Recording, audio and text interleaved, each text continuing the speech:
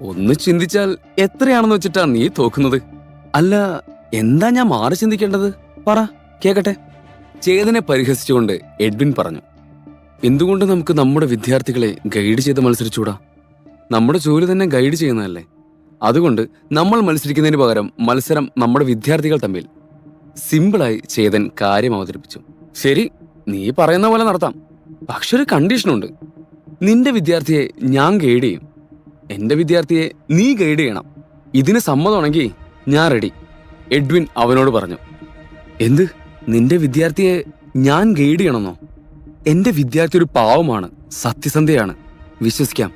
പക്ഷെ നിന്റെ വിദ്യാർത്ഥി ചിലപ്പോ വേണമെന്ന് വെച്ച് എന്റെ കാല് വാരിയാലോ? സംശയത്തോടെ ചേതൻ ചോദിച്ചു. പേടിക്കണ്ട, അങ്ങനെ ചെയ്യാൻ സാധ്യതയില്ല. കള്ളത്തരത്തിലൂടെ തോൽപ്പിക്കാനും മാത്രം അത്ര വലിയ ആളൊന്നുമല്ല നീ. എഡ്വിൻ ചിരിച്ചതും ബാക്കിയുള്ളവരും കൂടെ കൂടി. ദേഷ്യത്തോടെ ചേതൻ എഡ്വിനെ നോക്കി. ശരി, മത്സരിച്ചു നോക്കാം, വാ. ഇരച്ചു വന്ന ദേഷ്യം കടിച്ചമർത്തി ചേതൻ മുഖമുയർത്തി പിന്നിൽ നിൽക്കുന്ന മേഘയെ നോക്കി. മത്സരിക്കാൻ തയ്യാറാണെന്ന ആത്മവിശ്വാസം അവളുടെ നോട്ടത്തിൽ പ്രകടമായിരുന്നു. ഈ ആത്മവിശ്വാസമാണ് എനിക്ക് വേണ്ടത്. ഡിയർ സ്റ്റുഡന്റ്, മുന്നിലേക്ക് വന്ന് നിന്റെ പഞ്ചിങ് പവർ കാണിക്കൂ, എല്ലാവരും കാണട്ടെ. കൈകൾ വിരിച്ചു നിന്നുകൊണ്ട് എഡ്വിൻ പറഞ്ഞു. ചേതന മറികടന്ന് മേഘ മുന്നോട്ട് വന്നു നിന്ന് എഡ്വിനെ നോക്കി തലയാട്ടി.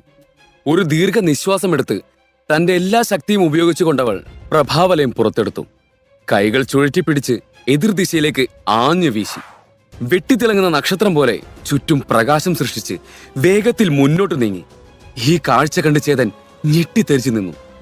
വായുവിനെ കീറിമുറിച്ച് എന്ന ശബ്ദത്തോടെ ആ നക്ഷത്ര വെളിച്ചം കുറച്ചു ദൂരം മുന്നോട്ട് വന്നു. മേഘയുടെ ശക്തിയും പ്രഭാവലയുമെല്ലാം അത്ഭുതകരമായിരുന്നു. അവർ ഇരുന്നിടത്ത് നിന്ന് അല്പം അകലെയായി ഒരു ശിലാസ്തംഭം പൊങ്ങിക്കിടക്കുന്നുണ്ട്. വിദ്യാർത്ഥികളുടെ ശക്തി അളക്കാൻ ഉപയോഗിക്കുന്നതാണിത്. മേഘ തന്റെ നീട്ടിയ കൈകൾ ഒരിക്കൽ കൂടി വേഗത്തിൽ വീശി ചെറിയ നക്ഷത്രം പോലുള്ള വെളിച്ചം ഒരു വലിയ നക്ഷത്രമായി